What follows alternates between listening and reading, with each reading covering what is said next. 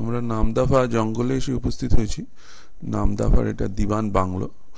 এটা যদিও দিনের ছবি, আমরা এসেছি রাত্রিবেলা। রাত্রিবেলা এখানে আলো নেই, কোনো ইলেকট্রিসিটির ব্যবস্থা নেই, সম্পূর্ণ অন্ধকার। সেই অন্ধকারের রাত্রে আমরা এসে পৌঁছেছি এবং পৌঁছানোর রাস্তা, যেটা আমরা এসছি মিয়াও থেকে, সেটাও খুবই রোমহর্ষক। এই রাত্রিবেলা আমরা পৌঁছে খেতে বসেছি। খাওয়ার জায়গাটা মোমবাতির আলোয় দেখা যাচ্ছে।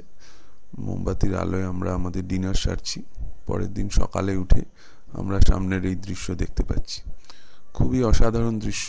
নিচ দিয়ে নোয়ারডিহিং নদী বয়ে যাচ্ছে। নোয়ারডিহিং এর আওয়াজ আমরা সারা রাত ধরে শুনেছি। সেই নোয়ারডিহিং এর আওয়াজ শুনতে শুনতে সামনের দৃশ্য খুবই মনোরম লাগছে। পশু পাখি খুব একটা কিছু দেখা যাচ্ছে না, এই জন্য কি নামদাফা জঙ্গলটা খুবই বড়। এই প্রবল বড় জঙ্গলের অনেকটা জঙ্গলে এখনো পদচিহ্ন পড়েনি। ইভেন মিলিটারির কাছেও নামদাফা জঙ্গলের পুরো ম্যাপটা নেই। সুতরাং বোঝাই যাচ্ছে সেই সব জায়গা একেবারেই জঙ্গলি জন্তু জানোয়ারের জায়গা। আমরা এই সামনে নোয়ারডিহিং নদী এটা ক্রস করে যদি জঙ্গলে যেতে পারি, তবেই আমরা সেই অতি সুন্দর জায়গা দেখতে পাবো। কিন্তু আমাদের অ্যাভারেজ যা এজ, তাতে আমরা সেই রিস্কটা নিতে পারিনি। আমরা এখানে ছবি তুলে এবং এখান থেকে দাঁড়িয়ে প্রবল হাওয়ায়, এখানে খুব হাওয়া বয়, এই প্রবল হাওয়ায় দাঁড়িয়ে আমরা এই জঙ্গলের দৃশ্য উপভোগ করছি। পাখি দল মাঝে মাঝে দেখা যাচ্ছে, কিন্তু সেটা একটা দুটো পাখি নয়, প্রায় 50-60টা পাখি একসঙ্গে এসে বসে এই নদীতে। আমরা মর্নিংয়ে নিজেদের বাংলোয় যেখানে ছিলাম তার সামনে বসে চা খেয়ে আমরা সময়টা কাটাচ্ছি এবং অনুভব করছি যে কোন জায়গায় আমরা এসে পৌঁছেছি। এই দিবান বাংলোটা চারিপাশ দিয়ে ঘেরা, ঘেরা বলতে জঙ্গল দিয়ে ঘেরা। আর সামনে এই নোয়াডিহিং নদী, দূরে দিবান নদী রয়েছে, সেটাও দেখা যাচ্ছে।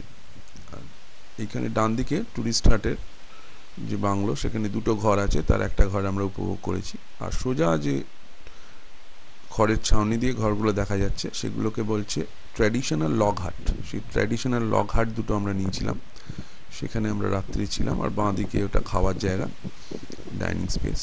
আর তারপরেই চলে গেল জঙ্গল। এই জঙ্গলে বড় বড় গাছ, রেইন ফরেস্ট হচ্ছে, খুব উঁচু উঁচু গাছ থাকে। সেই উঁচু উঁচু গাছের মধ্যে পশু পাখি যা থাকে জঙ্গলের মধ্যে, সেগুলো এখানে না থাকলেও এখানে স্কুইরেল আছে। স্কুইরেল মানে সাধারণ কাঠবিড়ালি নয়, এগুলো ফ্লাইং স্কুইরেল। সামনের পাতা আর পেছনের পাতা সামনে পাতলা চামড়া দিয়ে জোড়া থাকে, যাতে ওরা গ্লাইড করে একটা গাছ থেকে আরেকটা গাছে উড়ে যায়। আমরা সেগুলো দেখেছি, ক্যামেরা বন্দি করতে পারিনি। আর এই দিবান বাংলো যেটা আমরা আছি, তার পাশে আরেকটি বাংলো, প্রথমে যেটা ছবি দেখেছিলাম সেটাও রয়েছে। সেইটা ট্র্যাডিশনাল লগ হাট না থাকার জন্য আমরা এইটাকেই পছন্দ করেছিলাম। এটার পরিবেশটা শহুরে নয়, একদমই জঙ্গলের মধ্যে থাকার মতনই। সেই দৃশ্য আমরা দেখছি। সামনে যেটাকে দেখতে পাচ্ছি ওটা খাওয়ার জায়গা। এখানে ডাইনিং টেবিল আছে, একটা বেঞ্চ পাতা আছে বসার, সেখানে আমরা খেয়েছিলাম। আর পাশেই লগ হাট, সামনে ছোট্ট করে বারান্দা, সেইখানে আমরা বসে সন্ধেবেলা নদীর শব্দ উপভোগ করেছি আর পরিবেশটাকে উপভোগ করেছি। তবে হাওয়া এখানে সারাদিনই বয়, বেশ ঠান্ডা হাওয়া, আর নদীর আওয়াজও শোনা যায়। এই যে জায়গাটা দেখছেন, এই সামনে হচ্ছে পটকাই রেঞ্জ, হিমালয়ান, গ্রেট হিমালয়ানসের পটকাই রেঞ্জ অফ হিলস এই সামনে রয়েছে। সেই হিলসের পাশেই হচ্ছে নামদাফা জঙ্গলটা। এখানে পশু পাখি বলতে লেপার্ড বলুন, ওয়াইল্ড বাফেলোজ, ওয়াইল্ড ডগস, এই ধরনের টাকিন, ওয়াইল্ড লাইফ টাইগার্স, এসবই পাওয়া যায়। কিন্তু বলবেন ছবি কোথায়, ছবি দেখাতে পারবো না, কারণ আমরা তো অ্যাকচুয়ালি এই নদীটা পার হয়ে যেতে পারিনি। নদীটা পার হয়ে গিয়ে অনেকটা জঙ্গলের ভেতরে গিয়ে যদি আমরা তাঁবু গেড়ে বসতে পারি, তবে এই সব জন্তু জানোয়ারের সাক্ষাৎ পাবো। তবে সেটা চিড়িয়াখানায় জন্তু জানোয়ারের মতো নয়।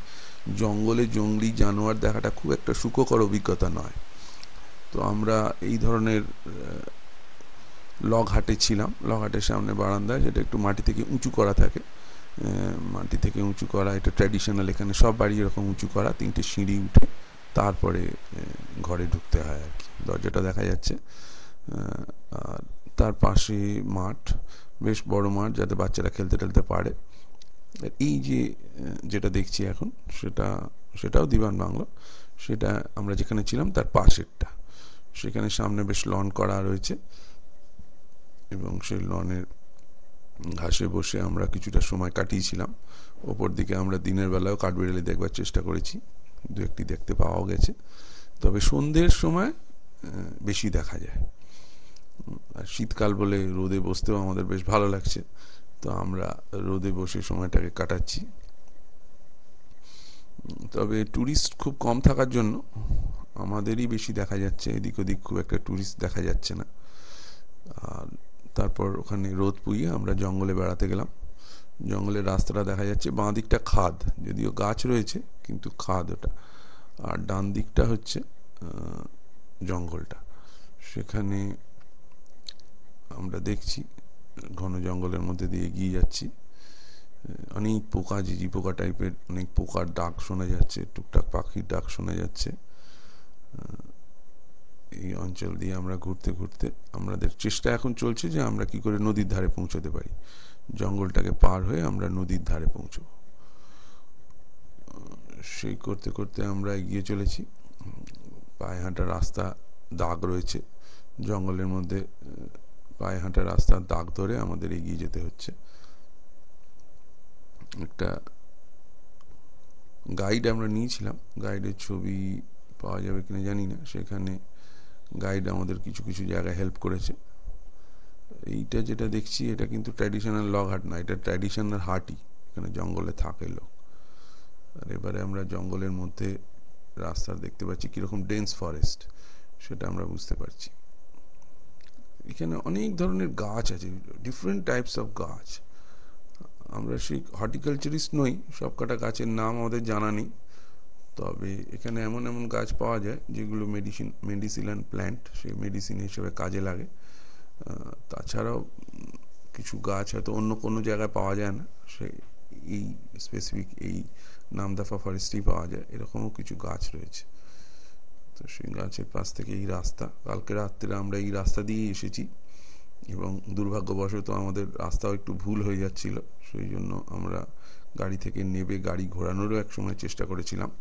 সে রোমহর্ষক কাহিনী আমরা না হয় পরে আলোচনা করব। তবে রাত্রে এই জায়গাটা একেবারেই অন্ধকার ছিল, বুঝতেই পারা যায় যে ইলেকট্রিসিটি না থাকার জন্য ঘন জঙ্গলের মধ্যে আলো নেই এবং কোনো লোকজনও থাকে না। জঙ্গলের একটা আলাদা সৌন্দর্য আছে, সেই সৌন্দর্যটা আমরা উপভোগ করেছি, রাত্রেও কিছুটা করেছি, তবে দিনের বেলা বেশি করে করতে পারছি। আপনারা শুনতে পাবেন এখন একটা পোকার একটা শব্দ হচ্ছে, ঠিক যেন মনে হচ্ছে ঘন্টা বাজছে।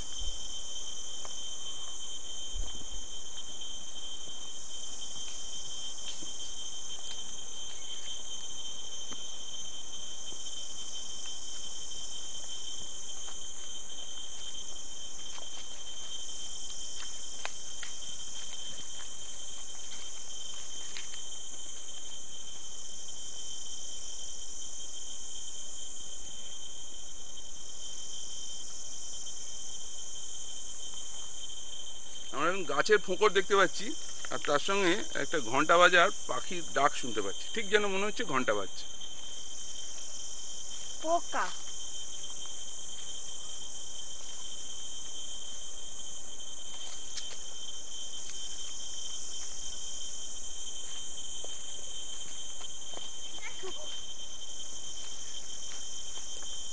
কচু পাতাটা কোথায়? ওটা ওইদিকে পরে বন্ধ করো, 1 ঘন্টার তার। গাছগুলো দেখে বোঝা যাচ্ছে বেশ লম্বা লম্বা গাছ। রেন ফরেস্টে গাছগুলো খুব টল হয়, বৃষ্টিপাত বেশি হয়, সেই জন্য গাছগুলো খুব লম্বা হয়, এবং সেক্ষেত্রে দেখা যায় দুটো কাণ্ড একসঙ্গে মিলে একটা গাছ হয়ে গেছে। এখানে একটা গাছ আমরা সেরকম দেখতেও পাচ্ছি। তো যাই হোক, বিভিন্ন ধরনের গাছ দেখে আমরা এগিয়ে যাচ্ছি নদীটার দিকে। নোয়াডিহিং নদী আমরা দেখতে পাচ্ছি, নীল জল, নীল জলের নোয়াডিহিং নদী। তার একটা সৌন্দর্য আছে এবং খুব স্বচ্ছ। এর নিচে যে পাথরের নুড়িগুলো দেখা যাচ্ছে সেগুলো পরিষ্কার দেখা যাচ্ছে এবং বেশ খরস্রোতা। সেই নদীর জলও বেশ ঠান্ডা। নদীর ধারে বসেই আপনার সারাদিন কেটে যাবে, এতটাই সুন্দর জায়গাটা। তো আমরা যে যার মতো নদীর ধারটাকে উপভোগ করছি এবং জলের স্রোতটা কীভাবে যাচ্ছে সেটাও দেখছি।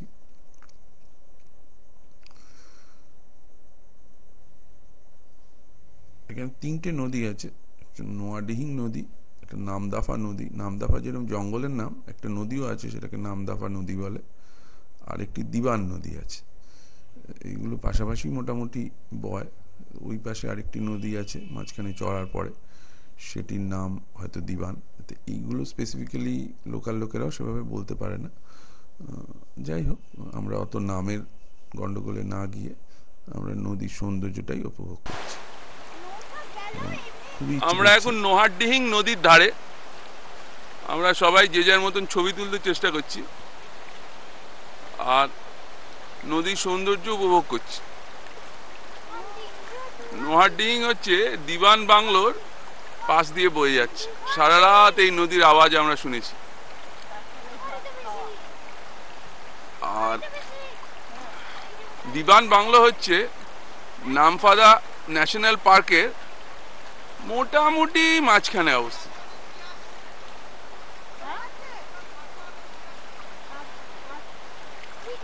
নদীর স্রোত দেখে আমরা বুঝতে পারছি যে কতটা কারেন্ট রয়েছে নদীটায়। তবে ক্যামেরায় জলের ঠান্ডাটা বোঝানো যাচ্ছে না, জলটা কিন্তু খুব ঠান্ডা।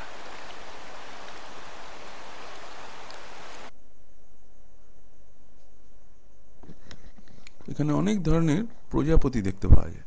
একটি প্রজাপতি আমরা দেখতে পাচ্ছি মুনিয়ার গায়ে বসেছে।